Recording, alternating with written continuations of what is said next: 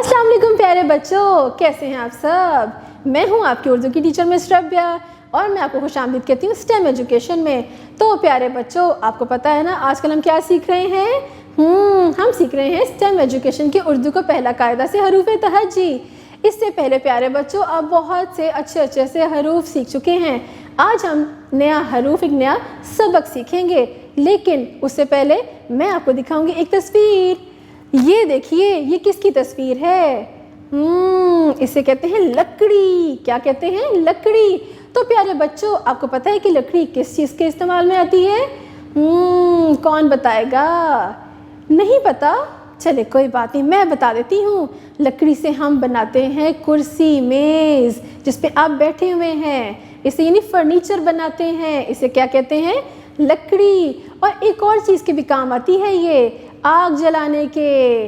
तो इसे क्या कहते हैं? लकड़ी। तो प्यारे बच्चों, अब जब मैं लकड़ी बोल रही हूँ, लकड़ी, तो आप देखें कि इसकी इब्तिदाई आवाज़ क्या है? क्या है? शाबाश। तो प्यारे बच्चों, अब मैं आपको बताऊंगी कि दिखता कैसे है और इसे कहते क्या है। तो ये देखिए, ये है लाम और इसकी क्या आवाज़ है? लाम। शाबाश। तो प्यारे बच्चों, अब हम उर्दू का कायदा खोलेंगे और ये सीखेंगे कि लाम से और क्या क्या शुरू होता है। तो प्यारे बच्चों, ये देखिए आपके उर्दू के कायदे के इस सफ़े पे क्या बना हुआ है। ये पीले पीले रंग का प्लेट में क्या है? इसे कहते हैं लीमू। लीमू। ये क्या होता है लीमू? पहली बात तो ये बहुत खट्टा होता है, लेकिन मज़े का भी। इससे हम क्या क्या बना सकते हैं? इससे हम शरबत बनाते हैं, जिसे हम लीमू पानी कहते हैं, और कितना मज़े का होता है ये। और लीमू को हम सब्जियों में भी इस्तेमाल कर सकते हैं, और आपको पता है कि ये कितना फ़ायदेमंद है। इसे क्या कहते हैं? लीमू। लीमू। शाबाश।